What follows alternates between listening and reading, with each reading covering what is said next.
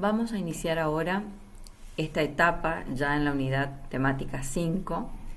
que van a ser acontecimientos que van a vislumbrar lo que nos va a llevar al Renacimiento. Por eso esta unidad se llama Albores del Clasicismo, es decir, es el principio de todo el lenguaje y la arquitectura clásica que vamos a empezar a ver de ahora en más. Para hablar de clasicismo tenemos que pensar y situarnos en Italia.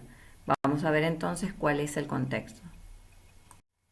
Si vemos nuevamente los periodos en el tiempo, como habíamos hecho hasta ahora, vemos siempre nuestra permanencia romana, ¿sí? En esta barra de los 1000 años que ocupa toda la historia de Roma en todas sus instancias. Luego, lo que habíamos visto, esta división entre Imperio Bizantino en Oriente y todo lo que llamamos nosotros la Edad Media Alta, plena y baja, ¿no es cierto? O sea, el paleocristiano, románico y gótico en Occidente, y también paralelamente desde el siglo VI hasta el siglo XIII todo lo que fue los diferentes califatos desde la aparición de Mahoma, la arquitectura del Islam. Para el siglo XIII tenemos la permanencia del Imperio Turco Otomano que finalmente ocupa estos territorios, pero que va a hacer perdurar siempre la creencia islámica y por supuesto el tipo de arquitectura del Islam. Y esto va a permanecer de manera paralela en los territorios ocupados por el Imperio Otomano. Por otra parte, nosotros tenemos el gótico como último periodo que habíamos visto en Occidente, para fines del siglo XIV. En el siglo XV, aproximadamente para 1492, que es el momento en que se descubre América, tenemos un desfasaje, digamos, ya posicionándonos sobre incluso sobre el principio del siglo XV, que es lo que nosotros usualmente llamamos el Renacimiento. Durante toda la etapa previa a 1492 ya hay elementos que vislumbran este renacimiento en las artes, en la cultura y en la arquitectura. Nosotros justamente vamos a ver toda esa primera época, toda esa transición que se da entre la Baja Edad Media o el final del Gótico y el inicio de lo que va a ser la arquitectura clásica. Vamos a remontarnos hacia el siglo XI, es decir, lo que nosotros usualmente veíamos todavía como el final de la arquitectura románica. En el territorio español lo que sucede es que hay un acontecimiento muy importante que es la reconquista del territorio de la península ibérica por parte de la monarquía española. Recuerden ustedes que habíamos dicho que todos los califatos árabes habían poco a poco ido ocupando la península ibérica, incluso hasta llegar a la zona de los Pirineos, o sea, la zona más alta, más al norte de la península. Pero luego justamente se da la reconquista por parte de los españoles de los territorios que habían sido ocupados por los musulmanes. Después tenemos otro acontecimiento importante que es la primer cruzada, es decir, ustedes saben que las cruzadas eran estos grandes movimientos de ejércitos, en principio que iban con la idea de llevar el cristianismo hacia territorios de los infieles, es decir, de los que no eran cristianos, básicamente judíos y musulmanes, y que el resultado justamente de esta cruzada fue debilitar el poder de los musulmanes en el Mediterráneo, que había sido copado prácticamente por los árabes. Esto significó que en las ciudades antiguas medievales surgían nuevas ciudades extramuros dedicadas al mercadeo. ¿Por qué al mercadeo? Porque al los territorios ya empezar a pacificarse, al tener los musulmanes menos poder y menos territorio ocupado,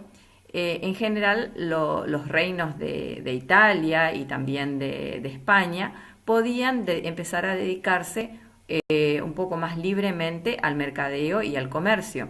Primero esto fue muy incipiente, como dice acá, prácticamente fuera de las murallas de la ciudad medieval empezaron a aparecer pequeñas ciudades como satélites, digamos, donde más que dedicarse a la tierra, como era lo usual durante la época románica, se dedicaban a mercadería y a comerciar con esa mercadería. Estas ciudades, que son extramuros, primero van creciendo y se construyen nuevos edificios que empiezan a funcionar justamente utilitariamente para estas nuevas ciudades. Por lo tanto, las ciudades antiguas, tanto las primitivas romanas que habían sido ocupadas y transformadas en ciudades medievales, como las nuevas ciudades medievales alrededor, por ejemplo, como habíamos visto en la clase del gótico, que se daban alrededor de antiguos monasterios, o alrededor incluso de ciudades que habían sido ocupadas y más o menos establecidas todavía, que eran romanas, empiezan a adaptarse y a tener nuevos edificios. Por esto se cambia el paradigma. Esto es bastante visible y ostensible, porque empieza a concebirse no tanto la tierra, los siervos, el señor feudal como la única fuente de riqueza, sino que también la manufactura y el comercio, que deriva de tener buena manufactura, era también un recurso importante para la economía. Aquí hay un cambio de paradigma muy importante que vale la pena tener en cuenta, porque esto va a influir absolutamente en lo que viene después, tanto en la cultura como en la arquitectura. Habíamos hablado del siglo XI, pero fíjense ustedes hacia el siglo XIII, 2 siglos después, estas ciudades que decíamos nosotros, que eran apenas incipientes, extramuros, que prácticamente eran nada en relación a las actividades más importantes, que era justamente la actividad de los terratenientes, ¿no es cierto?, y la actividad agrícola. Para el siglo XIII ya estas ciudades empiezan a conformar ligas de ciudades que se dedican exclusivamente, prácticamente, al comercio. Ligas porque son ciudades que comercian entre sí, que tienen acuerdos entre sí y que conforman, por ejemplo, algunas de estas ligas que figuran en el mapa. La Liga Hanseática hacia el norte, sobre el mar Báltico, la liga que nos interesa muchísimo, la veneciana, por ejemplo, que incluye toda la zona de Constantinopla, parte de Turquía, de Grecia y por supuesto Venecia, que empieza a configurarse como una ciudad muy importante a nivel comercial y que está en territorio de la península itálica, y también otras ligas como por ejemplo la catalana hacia el este de la península ibérica, que también toma parte del norte de África, o la genovesa, que tiene que ver con su punto más importante, por supuesto, es Génova, también un puerto importante comercial dentro del territorio de la península itálica, que tiene ciudades con las que comercia. Entonces, este mapa empieza a diversificarse porque la actividad también se diversifica y, les diría, se centraliza prácticamente en el comercio. Vean ustedes entonces, aquí tenemos todos los intercambios de materiales en Europa, es decir, el comercio del grano, que deviene de la agricultura, el de la lana, que deviene de la ganadería, pero también la explotación minera, como el comercio del cobre, o el comercio de las especias, ¿sí? Estas especias tienen que ver con ciertos elementos que nosotros conocemos hoy como pimienta, nuez moscada, distintas curry, bueno, todas las especies con las que en general uno ahora condimenta la comida. En ese momento las especies eran muy importantes porque ayudaban a que las comidas más perecederas, como especialmente la carne, pueda conservarse más tiempo, ¿no? En un momento, por supuesto, que no había forma de refrigerar los alimentos. Entonces las especias empiezan a ser muy importantes. También está la ruta de la seda, que acá no figura, pero que también toda la ruta, digamos, que tiene que ver con la cuestión textil empieza a ser muy importante. Y digo esto de lo textil porque en lo textil ya empieza a jugar no solamente la agricultura, sino también la manufactura. La manufactura de la materia prima, de la lana, del lino, ¿no es cierto?, que son de donde viene cada una de las materias primas para lo textil, empieza a ser absolutamente importante. Y fíjense ustedes cuáles son las ciudades, habíamos dicho, más importantes a nivel comercial. Entre otras, dos que están en territorio de la península itálica son Venecia y Génova, ¿sí? Y si ustedes miran y hacen foco en este cuadrito que tenemos en la parte inferior izquierda, van a ver que atravesando todo lo que es la península itálica, desde Venecia hasta Génova, tenemos a mitad de camino una ciudad que va a empezar a ser muy importante, que es la ciudad de Florencia, que se va a dedicar justamente a ser parte de este intercambio comercial porque está a mitad de camino terrestre entre una ciudad portuaria muy importante que es Venecia y la otra que es Génova. Presten atención entonces a esta ciudad que empieza a aparecer como importante dentro de este mapa. Florencia tuvo, ahora tenemos una imagen acá a la izquierda, en la parte superior del siglo XIII, ¿no es cierto?, de lo que significaba Florencia y su relación incluso con el río, porque tiene la ventaja incluso que tiene al río Arno en su costa. Comenzó siendo una ciudad típica de fundación romana. Si ustedes miran un poquito la imagen de la derecha, en la parte inferior, van a ver que es la típica ciudad de Castro romano, ¿no es cierto?, donde tenemos un decumanos y un cardo, y que en función de esos dos ejes rectores se funda todo el resto de la ciudad y se arma la ciudad con una muralla. Durante el medioevo la ciudad empieza a crecer como crecen las ciudades medievales, es decir, orgánicamente, y empieza a expandirse armando nuevas murallas y luego tras esas murallas se vuelve a crecer la ciudad para armar nuevamente otro límite y así sucesivamente. Para el siglo XIII habíamos tenido en una zona casi periférica, digamos, de la primitiva ciudad romana, una especie de gran plaza seca donde se había alojado, en primer lugar, un baptisterio, que es esa imagen octogonal que ustedes tienen en el foco que se hace en la imagen superior derecha. Luego se había, sobre una antigua iglesia que se había situado allí, se empieza a crear otra iglesia que luego incluso se va a ampliar hasta configurar la iglesia que estamos viendo allí, pero que para todo el siglo XIII y XIV había permanecido sin cúpula, es decir, no se había techado. La iglesia había permanecido como una iglesia gótica, digamos, de finales del medioevo, pero que no había podido techarse. Esa iglesia va a ser la iglesia de Santa María de las Flores, que, como les decía, lo primero que apareció fue el baptisterio, o sea, el lugar donde se bautiza, que tiene esta forma tan peculiar, una forma muy maciza, octogonal, y que luego se le va a ir adicionando, digamos, esta lectura más, un poco más clásica de arcos y pilastras. Luego va a estar la iglesia, que es la que vemos en la parte superior izquierda, y finalmente el campanario. Nosotros tenemos acá también en la parte inferior de la izquierda las tres imágenes de la evolución de la iglesia, de lo que fue la primitiva iglesia, que era la de Santa Reparata, luego la que propone Arnolfo di Cambio, que básicamente propuso muchas cuestiones a nivel urbano en la Florencia, digamos, de principios del clasicismo, y finalmente la última, ¿no es cierto?, que es la iglesia actual, que es la de Francesco Talenti. Presten atención a esta iglesia, presten atención al baptisterio y a sus puertas, porque luego va a haber mucho que decir respecto de lo que va a suceder con el devenir del baptisterio y de la iglesia a partir de las nuevas ideas propias del clasicismo que vienen ya con la transición de lo que implica el siglo XV. Todo esto de lo que hablamos, el nuevo paradigma que se inicia con,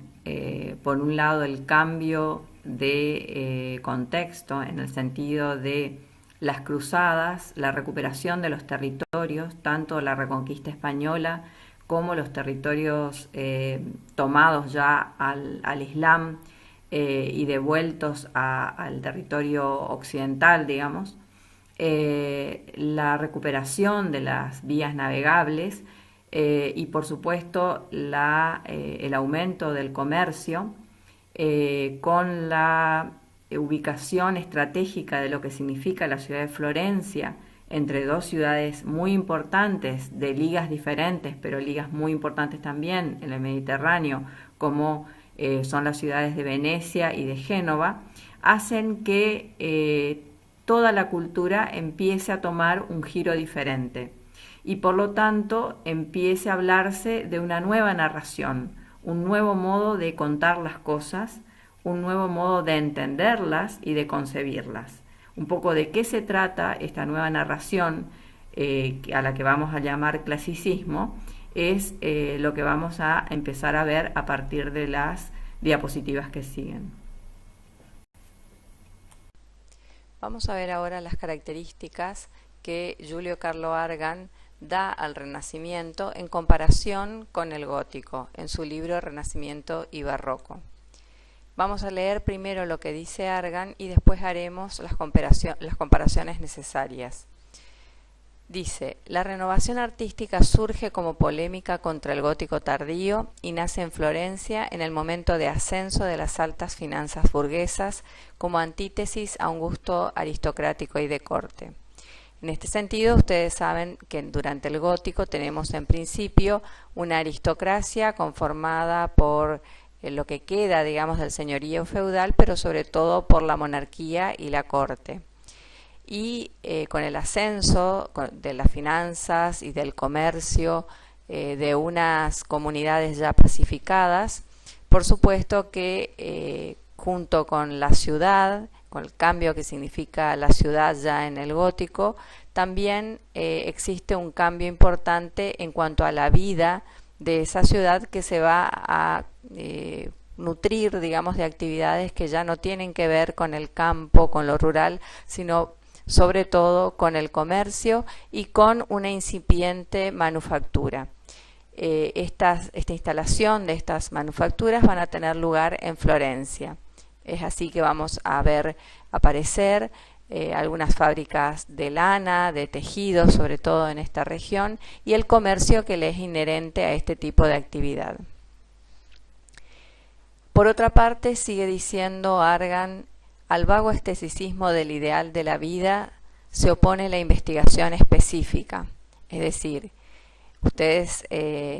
sabían de que durante el gótico tenemos cierto ideal, cierto misticismo en relación al espíritu o a la vida espiritual, y el Renacimiento a esto le opone una investigación específica y de carácter científico. A la descripción poética se opone la construcción intelectual, es decir, la descripción poética, estética, que nos daba el gótico, tanto desde su música como desde sus narraciones, como también en las propias narraciones de los vitrales o de la narración que puede implicar la catedral gótica. A esto se opone durante el Renacimiento una construcción de tipo intelectual, una construcción racional, pensada, que va a dar lugar a una arquitectura totalmente nueva. A la variedad de las apariencias se opone la unidad estructural. Es cierto que si nosotros entendemos al gótico como este conjunto de espacios que nos permite percibir una serie de vivencias místicas, este espacio es rico en su variedad. Y en este sentido, justamente el espacio del Renacimiento va a ser un espacio integral pero único, es decir, donde la mirada en general está centrada en un único punto de vista que comprende todo, no solamente desde el punto de vista propio de la visión, sino también desde la intelección. A la diversidad de las técnicas se opone el método unitario del diseño. Es decir, esto lo habíamos visto incluso cuando dábamos la clase de gótico. En el caso del gótico tenemos una diversidad de modos de operar en lo constructivo, y esto implica también una diversidad de técnicas. En general, estas técnicas devenidas de la experiencia del paso del tiempo en relación a cómo construir las catedrales. En el caso del Renacimiento, a esto se opone un método que es único y que tiene que ver con lo que se llama en italiano el diseño, que estrictamente quiere decir dibujo, pero para nosotros va a significar proyecto, es decir, la posibilidad de proyectar intelectualmente primero y en el papel después lo que va a suceder realmente en el espacio construido. Sigue diciendo Argan, al bello sin tiempo se opone la profundidad de la historia. En cierto sentido, lo que veíamos en la arquitectura gótica, dentro de su misticismo y dentro de su espiritualidad, una ausencia total de la noción de tiempo, mientras que en el Renacimiento el tiempo va a adquirir profundidad, así como el espacio, y esa profundidad va a estar dada por la historia. La historia va a ir hilando así uno a uno los acontecimientos en una suerte de línea de tiempo, que es como conocemos la historia desde el Renacimiento hasta ahora. También dice Argan, la historia es juicio, el juicio es individual. Oponerse a la tradición estilística y técnica significa inventar algo nuevo en el orden de las formas y de los procesos operativos. También la invención es acto individual. Adquiere así un relieve que nunca había tenido la personalidad del artista. Bueno, ustedes saben también que en el caso del gótico, la construcción de los edificios eran construcciones colectivas, mancomunadas, por lo tanto anónimas, que prácticamente necesitaban del esfuerzo de todo un gran grupo de, no solamente de los gremios de trabajadores, sino hasta de los propios ciudadanos. En este caso, la arquitectura va a estar confinada o relegada al rol de un solo personaje, por eso se habla acá de individualidad, que va a ser la figura del arquitecto. Una sola persona que va a pensar cómo será la arquitectura que se va a proponer y que luego se va a construir. A proponer primero en los papeles y luego finalmente a construir.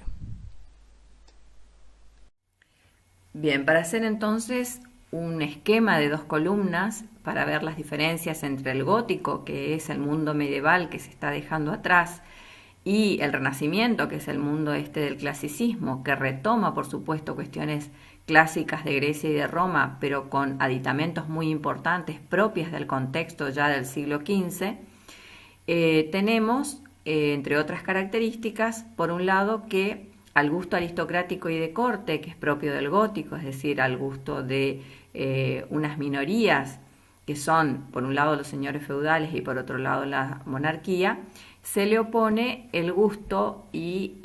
las apetencias de otra clase que empieza a tomar relevancia y que está en ascenso, que es la clase burguesa,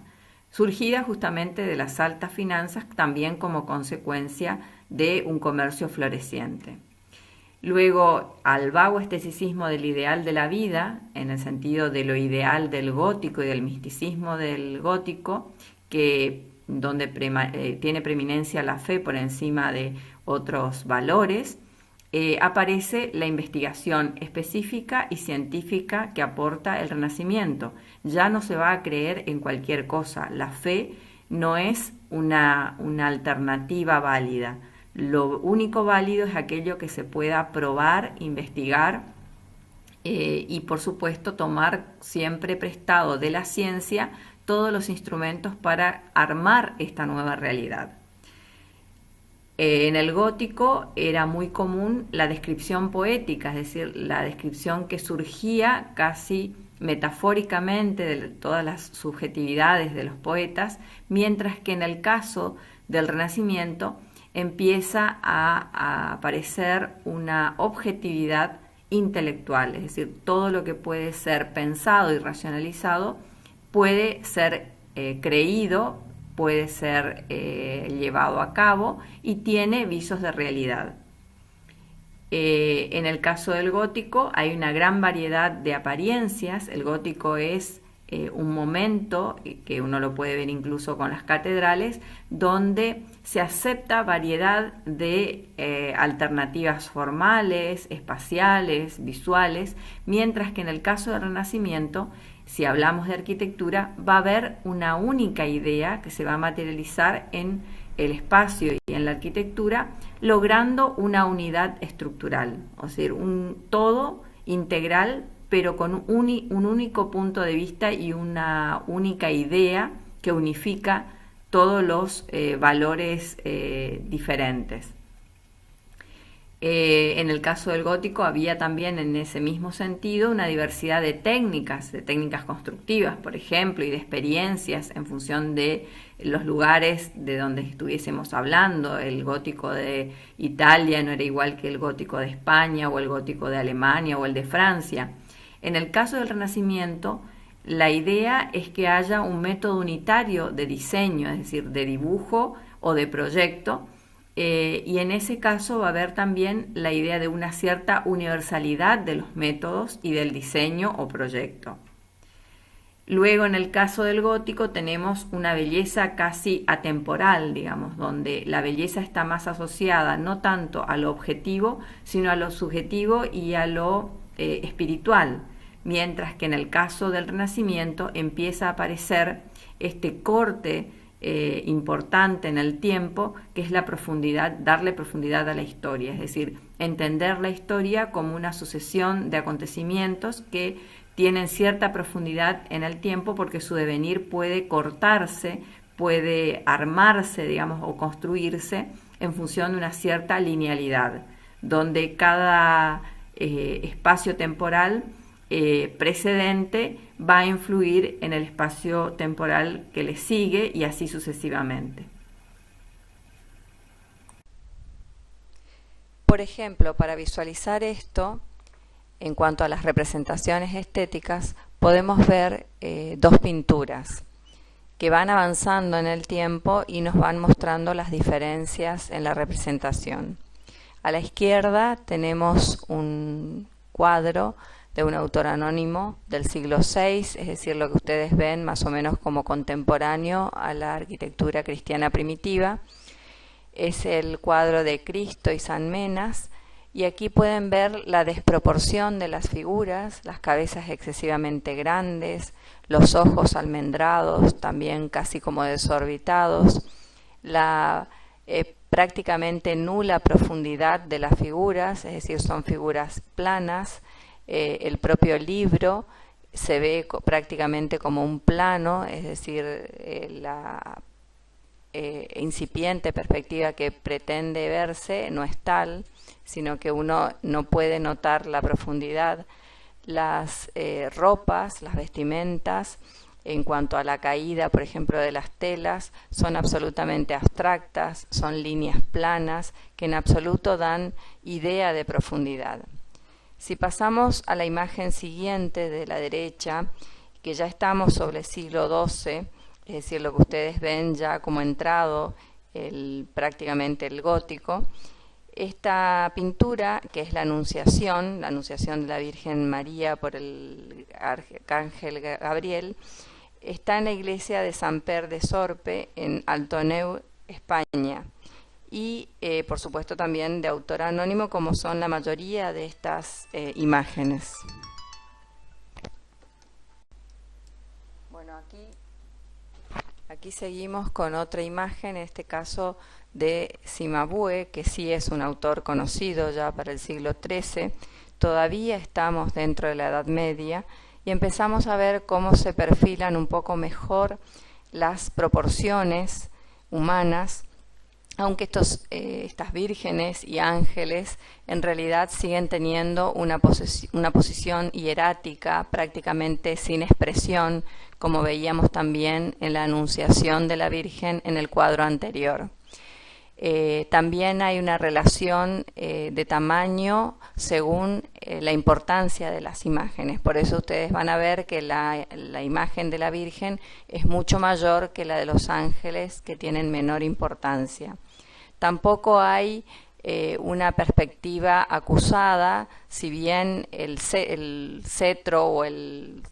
trono donde está sentada la Virgen tiene cierto carácter lineal que podría estar anunciando lo que sería una perspectiva. De todas maneras, esta es todavía muy primitiva. En la imagen de la derecha, donde vemos la expulsión de los diablos de Arezzo, del Giotto. Giotto es un autor anterior a 1300, o sea, pero ya nos acercamos al siglo XIV, es decir, al final del gótico, y vemos allí que en los edificios especialmente se empieza a entrever una perspectiva que pretende ser un poquito más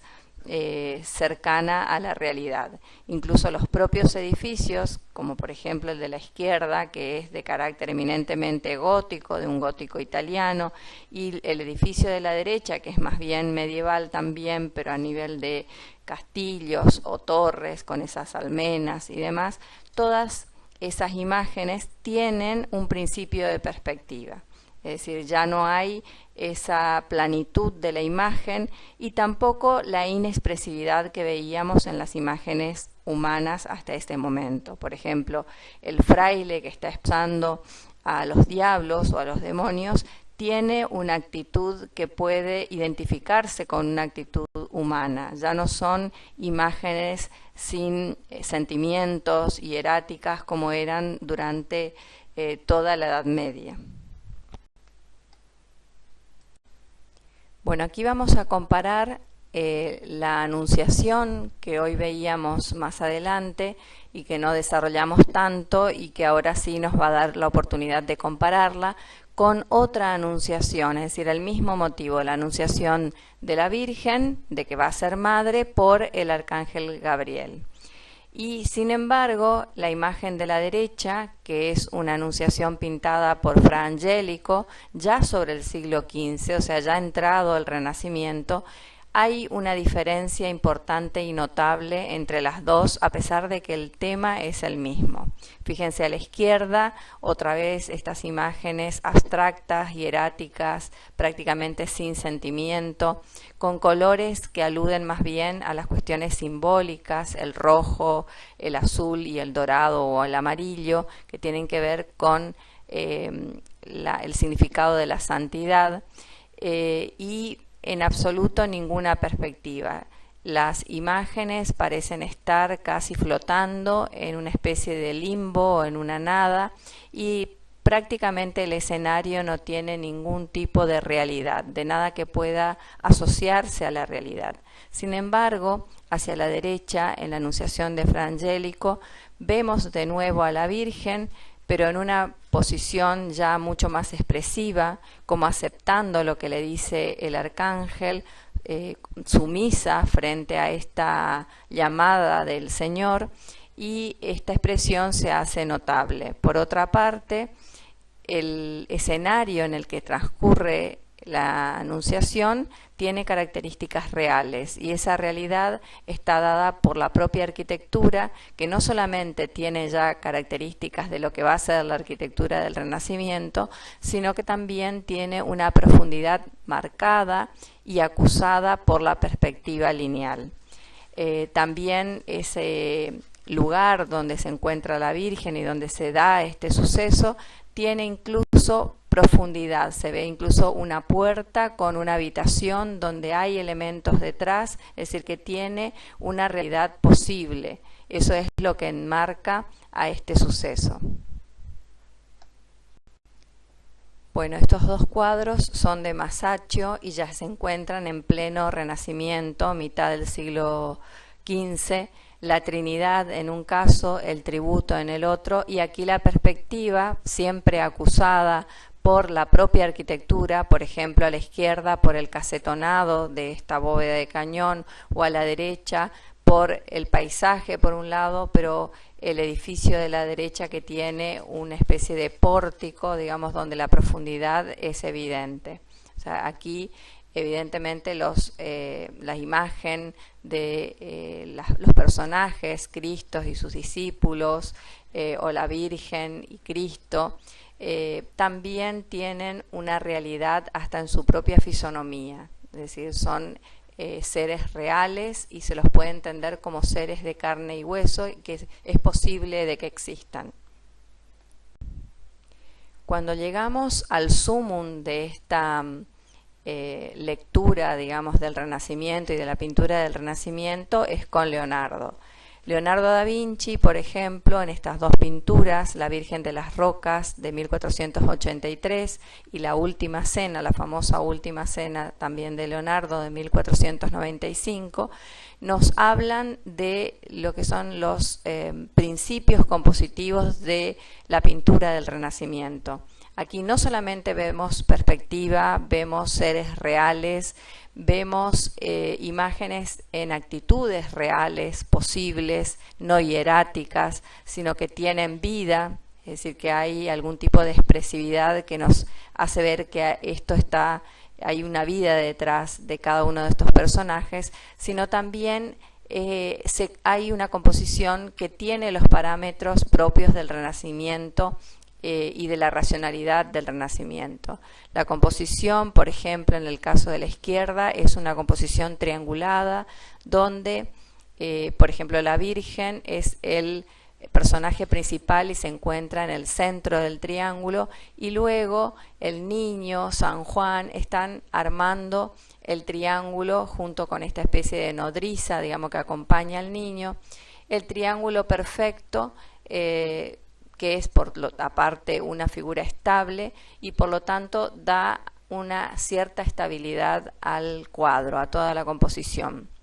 En cierto sentido pasa lo mismo con el cuadro de la derecha.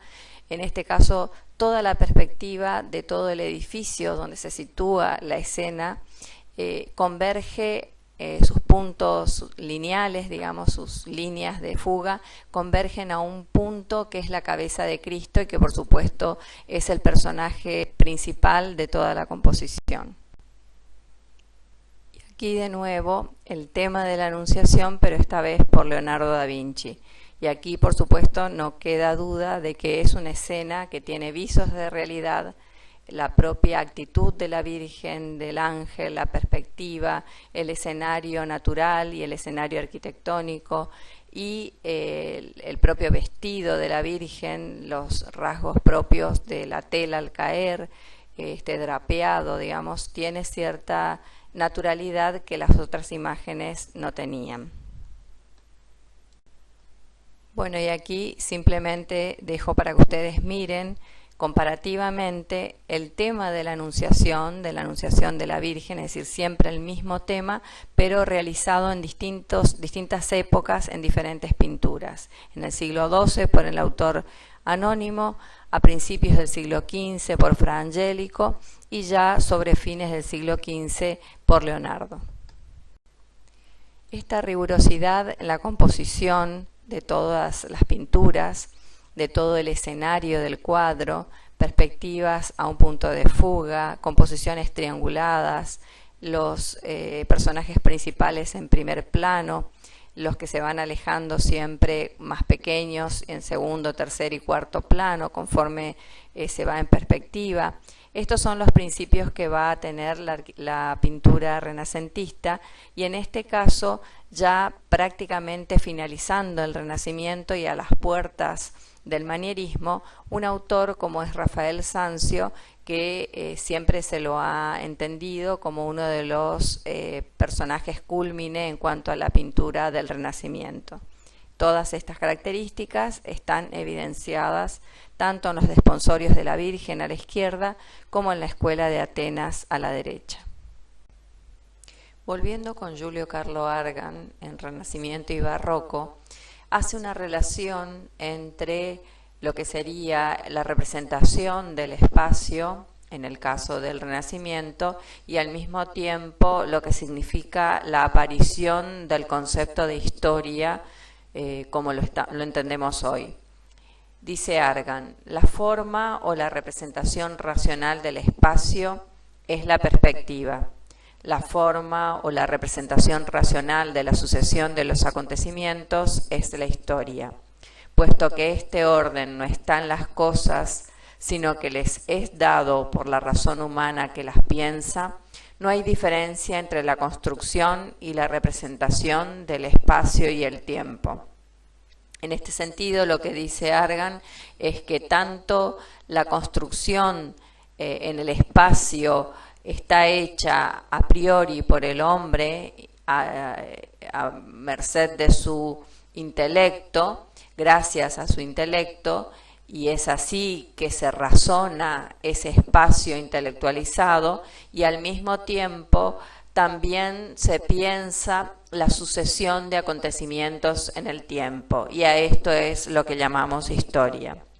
Sigue diciendo Argan, la perspectiva da el verdadero espacio, es decir, una realidad de la que se ha eliminado todo lo que es casual e irrelevante o contradictorio. La historia da el verdadero tiempo, es decir, una sucesión de hechos de la que se ha eliminado lo que es ocasional, insignificante o irracional.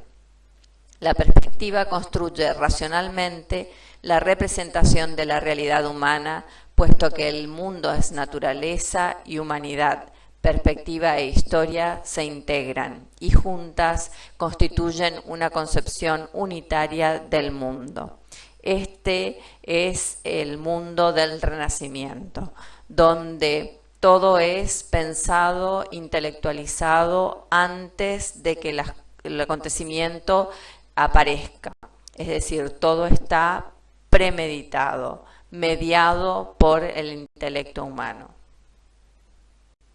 Bueno, este es el invento que se atribuye a Brunelleschi, que es justamente el poder visualizar los objetos en el espacio de un modo racional a través de una suerte de líneas que parten de la visión del ojo humano y que va a coincidir con el punto de fuga en la línea del horizonte. Esta representación del espacio en una bidimensión del espacio que es tridimensional es lo que se llama la perspectiva lineal y es el invento que se atribuye a Brunelleschi. En este mismo sentido, como decía Argan, la sucesión del tiempo en el continuum del espacio-tiempo, la aparición de la línea cronológica donde los sucesos están marcados por fechas que se dan cronológicamente, esto es la construcción histórica y es coetánea a la construcción de la perspectiva en relación al espacio. Aquí es importante una frase que si uno no la piensa mucho puede pasar inadvertida. En el Renacimiento se ajusta la realidad a cómo puede ser pensada. Es decir, la realidad no dicta lo que se representa o lo que se piensa, sino que se realiza aquello que puede ser pensado previamente, ¿sí? Es decir, que hay una intelectualización previa de la realidad que luego sí se transforma finalmente en lo real. Vamos a oponer entonces dos modos de narrar los acontecimientos. Para el concurso de las puertas del baptisterio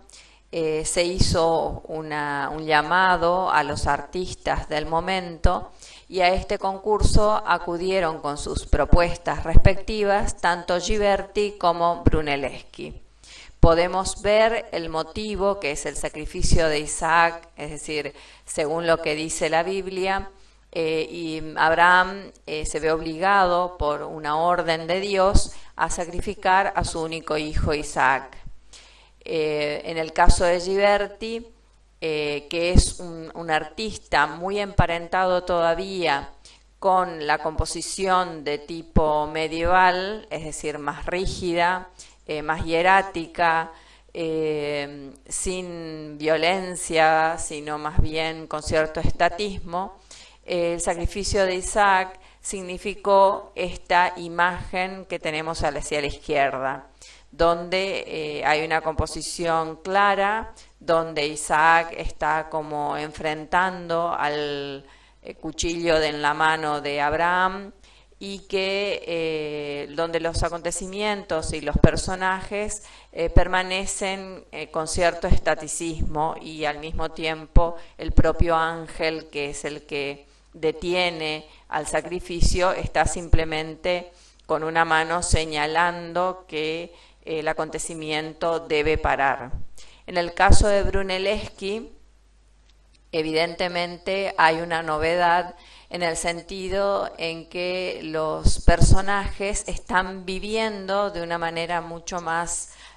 dinámica el acontecimiento que se narra. Vemos como el ángel toma con violencia la mano de Abraham y al mismo tiempo Abraham, con la misma violencia también, sostiene el cuello de su hijo Isaac, que va a ser sacrificado. Es decir, aquí hay un movimiento donde la escultura, este bajorrelieve de las puertas, parecen inmovilizar un acontecimiento que se está dando en este momento en el tiempo. Es decir, detenemos un acontecimiento que tiene movimiento y dinamismo.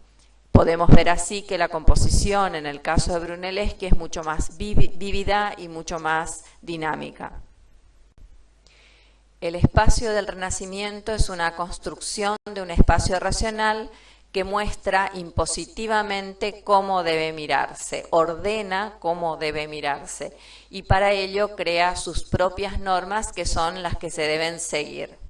Si queremos hacer una clara diferencia entre el gótico, que es el momento que estamos dejando atrás, y las novedades del Renacimiento, podemos, además de lo que hemos visto hasta el momento en estas dos columnas, incorporar también que en el gótico tardío, como habíamos visto en la clase anterior, el proceso constructivo es de prueba y error, mientras que en el Renacimiento el proceso es diferenciado. Hay una ideación previa y luego una ejecución en obra. En el caso del gótico tardío, el corte de la piedra da la cifra, es decir, primero tenemos el corte a escuadra y en proyección sobre el suelo, en el propio lugar, y luego aparece la cifra, es decir, la cantidad de metros, el diámetro que debe tener el arco, los metros que debe tener una luz, pero todo esto surge a posteriori, mientras que en el Renacimiento primero está el cálculo o la cifra y luego se da el corte conforme a esa cifra, es decir, hay una inversión de los términos, en primer lugar la cifra y luego el corte,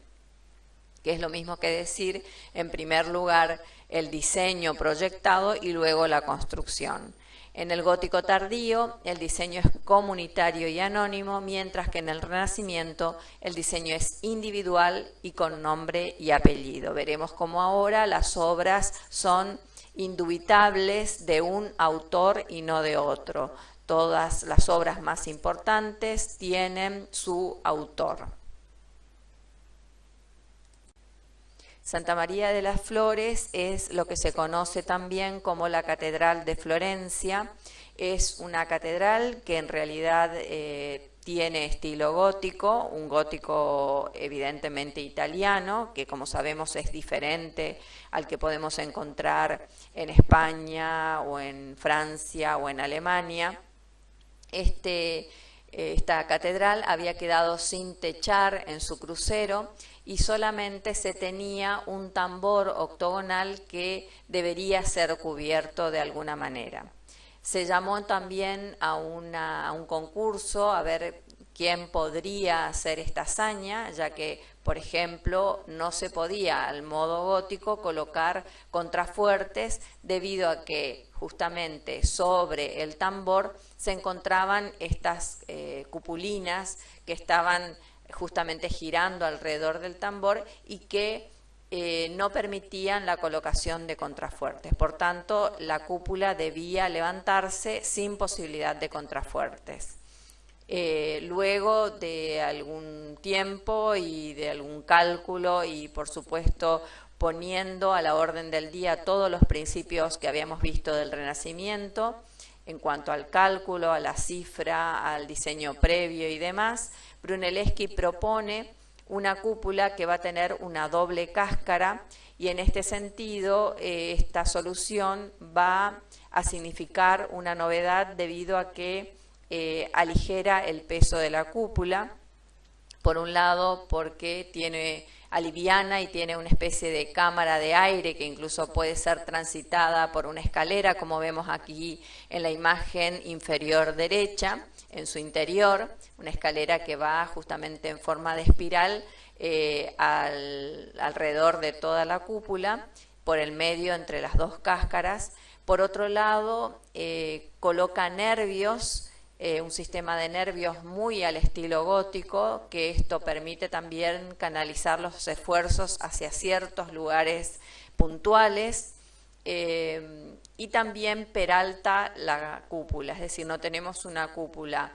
de media naranja, tampoco una cúpula, ojival, pero sí al menos tenemos una forma peraltada donde los esfuerzos se verticalizan, es decir, se disminuyen los esfuerzos horizontales. Por otro lado, estos nervios terminan en un anillo de compresión muy al modo gótico, y ese anillo de compresión se corona con una especie de tapón que ocasiona mayor presión y carga, digamos, sobre todo el sistema, cerrando estructuralmente el sistema con una linterna que también genera iluminación cenital. En cuanto a la construcción, se construyó sin cimbras, y esto pudo hacerse debido a que la mampostería que fue rodeando la cúpula y que conformó propiamente la cúpula, fue haciéndose con un aparejo de espina de pez, que es el que encontramos aquí en la imagen superior derecha. Este aparejo permite que los ladrillos se encuentren trabados a medida que se va construyendo la cúpula, de manera que no se deslicen ni se caigan en ningún sentido, y esto permitió que en forma de espiral se fuera construyendo con los ladrillos hasta llegar al final de la cúpula sin necesidad de cimbra. Estas novedades implican un avance tecnológico, pero sobre todo intelectual, en el pensar cómo solucionar un problema como este, y donde se usa la tradición, es decir, se usan algunos elementos propios del gótico, pero también se innova con algunas soluciones nacidas justamente del intelecto, del cálculo y de la posibilidad de tener la cifra previa pensada de antemano. Bueno, esto es simplemente para graficar lo que acabábamos de decir con respecto a la comparación gótico-renacimiento. En el caso de la izquierda, en el gótico, primero tenemos la piedra, es decir, el arco conformado por el corte de la piedra, y luego, en segundo lugar, los metros o la cifra que surge de ese corte hecho en la piedra. Y en el caso del Renacimiento, primero tenemos los metros a cubrir y la cifra que necesitamos de diámetros y el cálculo general que nos dará cuál es la forma precisa que debemos construir, y en segundo lugar tendremos la construcción o la concreción de esa idea que en principio es fruto de un cálculo. Bueno, en un caso podemos ver cómo este hecho de construir en el gótico en base a prueba y error determinan que las formas de las catedrales, por ejemplo, sean de lo más variadas, incluso admitiendo el rediseño en la propia catedral. A lo largo de los años y a veces siglos que dura la construcción de una catedral, se reformulan muchas formas de construir. Tenemos, por ejemplo, el caso que vemos aquí de la fachada de Chartres, donde una torre es totalmente distinta a la otra. Es decir, no hay una simetría que seguir, que podría ser, sí, un principio del Renacimiento. Y también, dentro del mismo gótico, a la derecha, una vista de la pared de la nave principal de Notre Dame, donde vemos como un tramo es distinto absolutamente en resolución formal al otro. y esto es admitido por la propia catedral y por el tipo de construcción que se da en el gótico. En el caso del Renacimiento, todo está previsto de antemano gracias al proyecto, todo queda en el papel, la cifra está antes, el cálculo de cuánto debe medir, qué proporción debe tener, y esto que se presume y que se ve en el papel está previsto absolutamente y luego se construye tal cual como se hubo previsto. Lo que podemos decir, concluyendo en cuanto a este proceso en el Renacimiento, es que es la construcción de un espacio racional que es transposición del espacio ideado y luego dibujado, y que por lo tanto no da lugar a incongruencias. ¿Cuáles serían en este sentido los principios arquitectónicos del Renacimiento? El espacio es pensado desde un único punto de vista, el del autor, el observador. El espacio es controlado por la perspectiva según ese punto de vista que coincide con el punto de fuga. La perspectiva central no es otra cosa que la reducción del espacio a términos matemáticos para poder racionalizarlo. O sea, la única manera de comprender el espacio, de entenderlo, es racionalizarlo. Poder entenderlo a través del intelecto. El espacio está entonces regulado y controlado por las formas platónicas. ¿Cuáles son las formas platónicas? El círculo, el cuadrado y el rectángulo de oro. La totalidad espacial se construye por la repetición de módulos. Ustedes habían visto el rectángulo de oro en el caso de Grecia. El Renacimiento retoma estas novedades griegas y las hace suya y las vuelve a implementar en su propia obra. Siguiendo con estas características, se utilizan las proporciones. Las proporciones, en definitiva, es la sistematización de las formas particulares a una representación coherente. Es, en definitiva, también la relación entre las partes y el todo. Cada parte no es una cosa individual que no tiene nada que ver con otra, ni tiene nada que ver con la totalidad, sino que justamente está en función de una totalidad. A eso se le llama proporción. La obra es una unidad y por tanto el espacio que alberga también. Se entiende el espacio como un espacio único donde todo se subordina a un punto de vista que es el punto de fuga, pero también es el punto de vista del observador y del creador de esa arquitectura, que es el arquitecto. El espacio, por tanto, es estático, mensurable y finito, es decir, se lo puede ver, se lo puede asir de una sola mirada, se lo puede medir y no es infinito, no es una cosa que no se pueda manejar ni visualmente ni sensorialmente, sino que se lo puede comprender absolutamente como único. El lenguaje, es decir, la manera en que se expresa esa arquitectura a quien la observa, responde a cánones que son tomados de la arquitectura clásica. Es en ese sentido que se habla del renacimiento de la arquitectura de Grecia y de Roma. Y otra cosa muy importante es que la tecnología se subordina a la forma. Aquí en el Renacimiento es muy importante los parámetros que tienen que ver con la forma, como las proporciones, la modulación, el lenguaje, todas cuestiones formales. Y es por eso que si aparece alguna variable dentro de la tecnología que obstaculice el modo en que se quiere llevar a cabo la forma, esa tecnología es subordinada. O sea, se trata de que la tecnología no se exprese, sino en todo caso se esconda, como se esconden algunos tensores, por ejemplo, en algunos edificios, con tal de que el edificio no se venga abajo y se preserve la idea de proporción, de modulación, que para el Renacimiento es mucho más importante que la noción de tecnología y de estructura. Bien, habíamos visto entonces cómo empieza a iniciarse el clasicismo en territorio italiano, ¿no es cierto?, con Florencia como una de las ciudades más importantes dentro de este clasicismo y que va a ser la cuna del Renacimiento.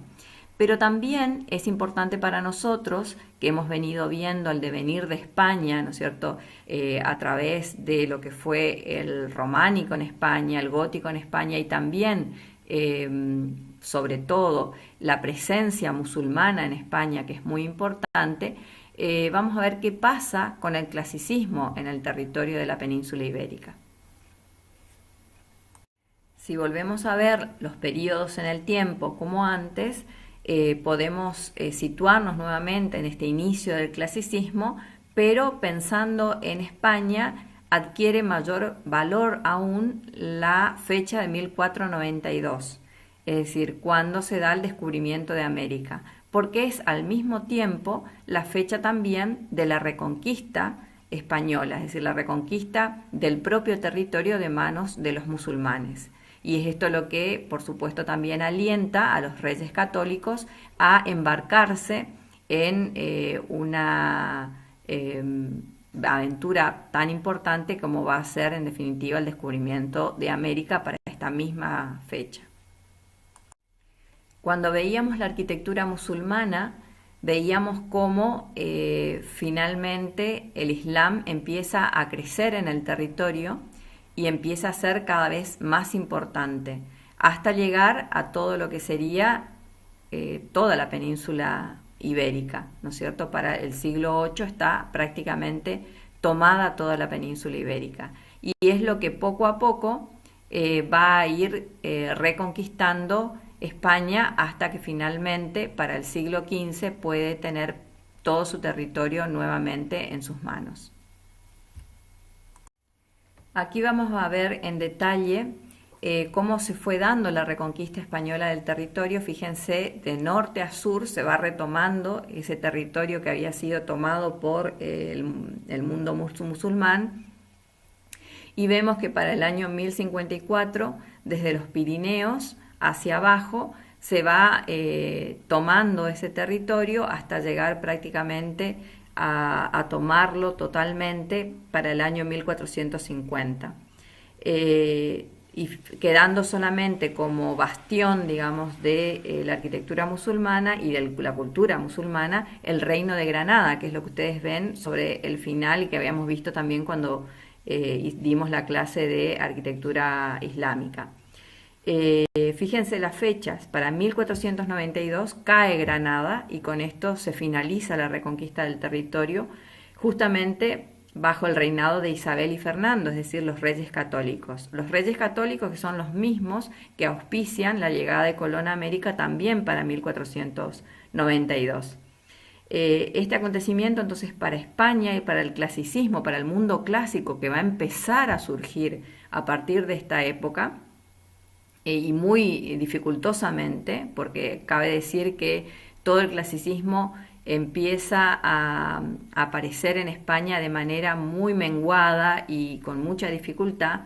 puede compararse con las fechas en las que, por ejemplo, en el caso de Florencia, ya tenemos a Brunelleschi haciendo sus primeras armas con el lenguaje clásico. En 1418 Brunelleschi construye la cúpula de Santa María de las Flores, que era lo que habíamos visto en Florencia. Y aquí hay una frase de Spiro Kostov, que es uno de los autores que nosotros nos interesa que lean. Vamos a leer esta frase juntos y él dice un poco respecto justamente al devenir de los musulmanes. Los musulmanes no fueron exterminados ni desaparecieron, languidecieron, filtrándose su música a través de los sonidos de la canción española y floreciendo su hipnótica ornamentación en muchos muros cristianos. Y su sueño arquitectónico continuó en el norte de África. Los musulmanes, antes puritanos, de Ifriquia y Marruecos, habían sucumbido al encanto y a la ligera sofisticación de Andalucía, 2 siglos antes que la Alhambra. Algunas de las mejores acciones arábigas, madrazas, palacios, tumbas, están en Fez, Taza, Rabat, Marrakech. Y estos son los lugares que sostendrían todavía algún tiempo este mundo efímero después de la caída de Granada. Después también se acaba su sueño. Esto quiere decir que en realidad, aunque nosotros hablemos de la reconquista española, esa cultura que permaneció tanto tiempo en el territorio de la península ibérica se va filtrando en las costumbres, en los modos de hacer, en la propia religión, en el lenguaje, en también las artes y, por supuesto, en la propia arquitectura, que es lo que nos interesa ver a nosotros. De qué manera esa arquitectura musulmana y esa cultura musulmana no muere, sino que permanece en la arquitectura española. Vamos a poner, por ejemplo, como caso la mezquita de Córdoba. Habíamos visto con ustedes que en la clase del Islam, la mezquita de Córdoba en 1238 fue consagrada como catedral cristiana. Es decir, cuando empieza la Reconquista, lo que se hace en primer lugar es consagrar toda la mezquita como catedral cristiana, como modo de exorcizar, digamos, las costumbres musulmanas. Y luego, en 1523, se construye incluso, se da permiso para que se construya la catedral en ese territorio, digamos, ya propio de la mezquita, en plena sala de oraciones de la mezquita, y que esa catedral se va a hacer en estilo plateresco, que es un estilo español que tiene rasgos, ahora lo vamos a ver más detenidamente, pero tiene rasgos, por un lado, medievales, pero también algunos atisbos clásicos. Y fíjense lo que dice Carlos V en su primera visita a Córdoba. Carlos V es el rey de España en esa época, en el siglo XVI, o sea, ya avanzado el tiempo, ¿no es cierto?, con respecto a esto que estamos viendo ahora. Pero él dice que sintió un enorme disgusto cuando vio la mezquita de Córdoba. Y entonces le dijo al séquito del obispo: si hubieras sabido lo que queríais hacer, no lo habrías hecho, porque lo que aquí lleváis a cabo puede encontrarse en todas partes, y lo que antes teníais no existe en ningún otro lugar del mundo.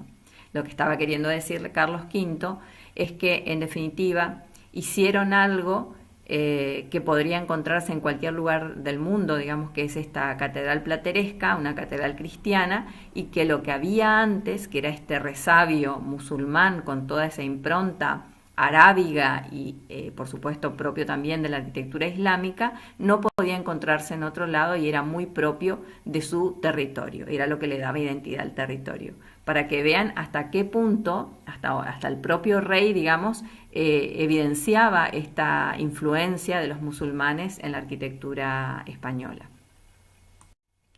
Para hablar de clasicismo en la arquitectura española ya no podemos hablar del siglo XV, sino que tenemos ya que avanzar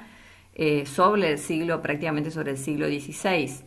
Los estilos que se daban en España hacia 1500, por un lado, hacia el norte, una tradición románica y gótica muy fuerte, ¿no es cierto?, que permanecía. Acuérdense que lo románico sobre todo fue de mucha pregnancia en cuanto a cultura y arquitectura en la península ibérica y sobre todo en el norte. Luego, el último bastión de los árabes en España fue el sur, y por lo tanto es el lugar que más influencias árabes musulmanas tuvo. Y luego una variante, digamos, que tiene que ver con algún contacto con el Renacimiento italiano, a través de que Alfonso V de Aragón es también rey de Nápoles en algún momento, en el siglo XV, y por tanto, por supuesto, con las cortes de cada uno de los reinos hay algún tipo de influencias y vienen algún tipo de variables que son propias de la arquitectura del Renacimiento italiano. Y también, por supuesto, todas las vertientes derivadas de ciertas interpretaciones particulares de cada una de estas influencias, es decir, de la medieval, de la árabe y la del Renacimiento. Vamos a dar ahora las características de las arquitecturas que han ocupado la península española a principios del siglo XVI. Podemos hablar del plateresco, que lleva ese nombre porque se compara con la menuda y rica decoración de los plateros, o sea, la labor que han hecho los plateros en plata de orfebrería, y que de alguna manera ese tipo de trabajo tan menudo, tan detallado, es llevado a las fachadas de las arquitecturas. Es decir, se traduce la tarea hecha por los plateros en plata a piedra en el caso de la arquitectura. Abarca los dos primeros tercios del siglo XVI, es decir, de 1500 a 1560. En esta arquitectura se funden elementos propios del estilo gótico, el gótico isabelino, que es un estilo que ahora vamos a ver algunos detalles, tiene que ver con el gótico en el momento en que la reina Isabel está en el trono en España, y el mudéjar, que es la arquitectura propia justamente de los musulmanes, que habíamos dicho que en la península han tenido una presencia importante y por mucho tiempo. Y además con algunas primeras innovaciones renacentistas que también habíamos dicho han venido de parte de la península itálica.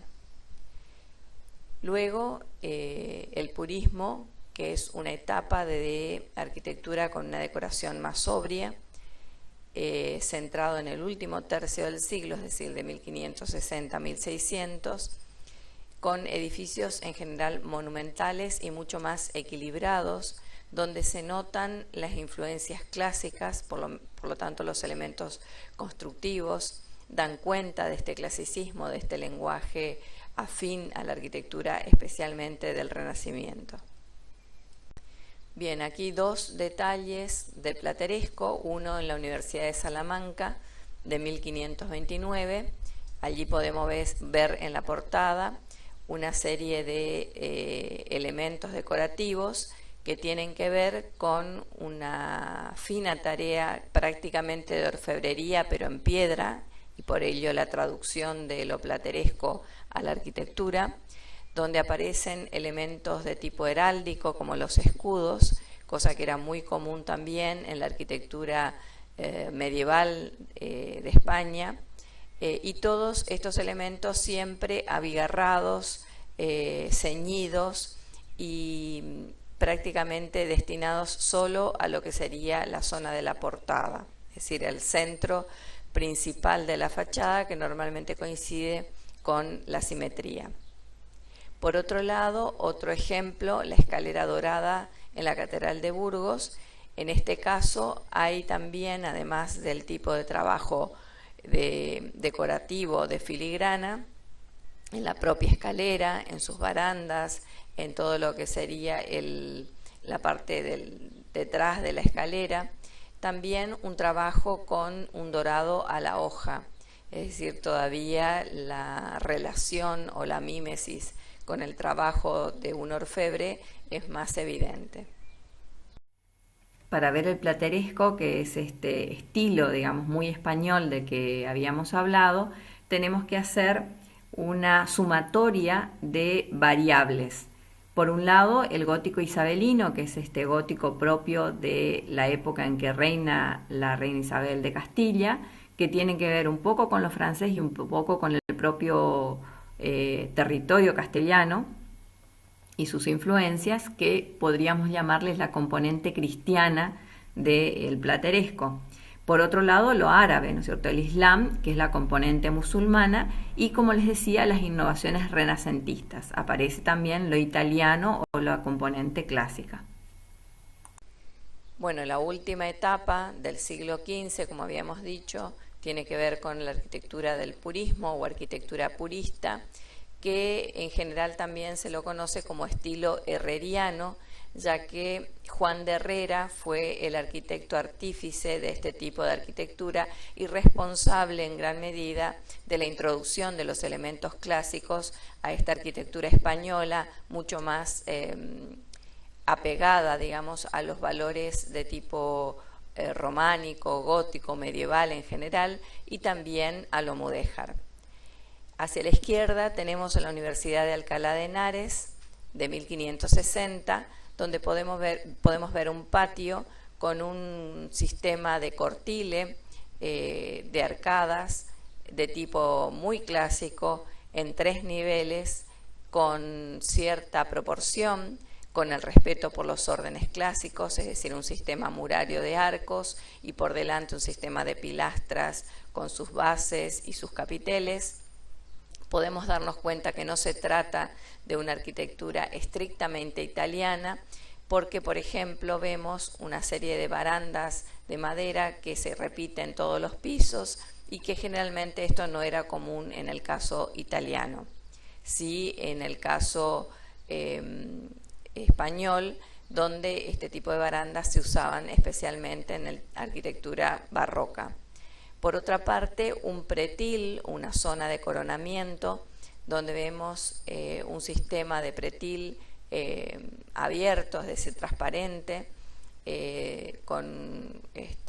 algunos elementos constructivos que hacen las veces de esta baranda de piedra al final, que es básicamente ese el pretil, donde aparecen también, coincidentemente con las columnas, una serie de pináculos con un motivo que va a ser muy típico del estilo herreriano, que es el pináculo con bola, que es muy típico del estilo purista. Luego, hacia la derecha, el monasterio de San Lorenzo del Escorial. El Escorial también un edificio español de Madrid de 1563, también hecho por Juan de Herrera, y que tiene un trabajo en ese patio específicamente puesto o enfocado en la fachada de una iglesia que está dentro del monasterio. En esta fachada podemos ver la alusión a los elementos clásicos como el frontis, el sistema de arcos en un sistema murario, con un sistema de entablamento y de pilastras por delante, y también un sistema de torres que no es tan común en el caso italiano, pero que sí sigue siendo parte de la herencia románica y gótica medieval de España, la aparición de las torres. A esas torres se le agregan elementos que sí son puristas, como los pináculos y las bolas de la zona de la cúpula, en cada una de ellas, y también en la zona de la cúpula principal que vemos en la zona central hacia atrás. Todo esto enmarcado por, las alas del patio del monasterio, que también dejan ver una influencia clásica con una decoración muy austera, donde apenas se indica un sistema de pilastras y entablamento. Bien, aquí para recordar un poco lo que había sido el mencionarles a ustedes durante la clase del Islam cuáles eran, según Chueca-Goitia, las invariantes de la arquitectura española que devenía justamente de la arquitectura musulmana. Por un lado estaba la fragmentación volumétrica, es decir, ver cómo estos conjuntos eran conjuntos con volúmenes muy claros que se interpenetraban, que es lo que Chueca-Goitia llama conjuntos máclicos. Por otro lado, el espacio estratificado por pantallas o por el cambio de direccionalidad en el recorrido y en la visualización y comprensión del espacio, lo que hace que ese espacio se entienda como fragmentado, que se puede notar tanto en el corte, digamos, de la circulación, en la ruptura de la circulación, y también en la fragmentación de las envolventes a través de pantallas o de cambios de altura en el suelo o en el cielo raso. La decoración planar y geométrica que podíamos ver tiene relación con las alfombras, digamos, y su decoración absolutamente geométrica, y la decoración propia de la arquitectura y del arte islámico, que luego se traduce en piedra en las fachadas de los edificios. De nuevo lo mismo, esta geometría que regula toda la decoración, pero en este caso en una torre en altura.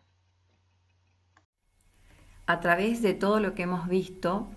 hicimos un esfuerzo por hacer evidente el cambio de paradigma que significa la aparición y la reaparición en realidad de los patrones clásicos con el Renacimiento y la ruptura con los patrones medievales. Este cambio al clasicismo sobre todo se hace evidente en la planificación de las ciudades, donde idealmente se pretende alejar el aspecto fantasmagórico que tenía la Edad Media y las ciudades medievales, cambiando y reemplazándolo por algo más razonado y en ese sentido también moralista, donde cada cosa tuviese su lugar, y esta forma ideal se trata de poner en práctica en los trazados de la ciudad que van a aparecer aquí. Lo que cabe decir también es que estos trazados de la ciudad ya clásica o renacentista la mayoría de ellos quedan en esto, nada más que en proyectos y en ideas. Ahora lo vamos a ver con un poquito más de detenimiento, pero pretenden romper con la organicidad que tenían las ciudades medievales. Y también cabe decir de que hay una idea previa donde va a estar primero el diseño de la ciudad y luego se va a construir la ciudad en función de ese diseño. Otra cosa importante es que el Renacimiento pretendía de tener reglas claras de manera que esas reglas, esas normas pudiesen transmitirse a través del lenguaje de manera contundente y clara. Por otra parte, es importante también decir que algunas regiones, como en este caso nos interesa particularizar y puntualizar el caso de España, han tardado mucho tiempo en abandonar sus hábitos medievales para introducirse a la luz del humanismo. Es decir, en general, cuando en Italia, que fue el epicentro del Renacimiento, ya había novedades a nivel de cultura, arte y arquitectura, en España todavía no podían deshacerse, digamos, de estos hábitos medievales que eran tanto hábitos románicos y góticos como también islámicos. Como decíamos, entonces el Renacimiento va a plantear la ciudad ideal. Lo que va a denominarse la ciudad ideal del Renacimiento va a querer diferenciarse, porque de hecho era un contexto diferente, a la ciudad medieval. Tenemos por un lado una ciudad-estado con población básicamente artesanal y mercantil en crecimiento, lo que llamamos burguesía, y que justamente esta burguesía intenta desprenderse de lo que había sido el régimen feudal propio de la Edad Media y se convierte en poder público. Es decir, la burguesía termina siendo la comuna o estado, que va a tener el poder político de la ciudad. El trazado de la ciudad medieval es colectivo y espontáneo, mientras que en el caso de la ciudad del Renacimiento va a ser planificado y no espontáneo, justamente por ser premeditado. En el caso de la ciudad medieval, los caseríos dan lugar a las calles y plazas que resultan de los intersticios y vacíos que se van dejando, y el poder está en manos de minorías ricas y aristocráticas. Florencia es el paradigma de la ciudad medieval, ¿no es cierto? Primero, con un casco sí eminentemente de castro romano, como habíamos dicho, pero luego de esa primer muralla la ciudad empieza a crecer más orgánicamente, donde son las casas las que van a ir configurando ciudad y los intersticios entre cada una de esas casas se van a convertir en las vías de circulación o calles. Bueno, acá por un lado vamos a ver las características de la ciudad renacentista, un poco oponiéndose a lo que era la ciudad medieval. La perspectiva y su único punto de vista se asocia al individualismo moderno en términos de lo que significa la época moderna, ¿no es cierto?, coetánea con el Renacimiento. Cada punto está relacionado con un único punto de vista que justamente es el punto de vista del espectador o el punto de vista también del creador o del arquitecto, pero es una sola persona. El sentido colectivo del medioevo desaparece y es reemplazado por el individualismo del Renacimiento, que en el 600 ya va a desembocar directamente en el absolutismo, que es, digamos, el individualismo llevado a su máximo extremo, que significa el poder absoluto en una sola persona. Eso ya en el siglo XVII. La complejidad del organismo de la ciudad, que era propio de la arquitectura y de la ciudad medieval, que también tiene que ver con el espíritu colectivo de los tiempos góticos, es algo ya extraño al espíritu individualista del Renacimiento.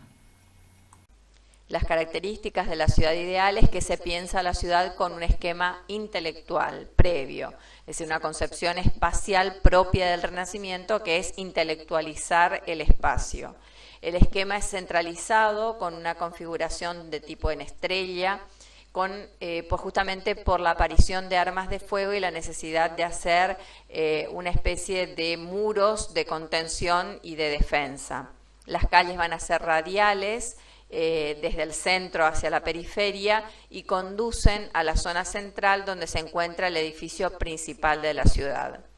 Alberti, que va a ser, aparte de un gran arquitecto del Renacimiento, también un gran teórico, va a escribir un libro que se llama De Reedificatoria,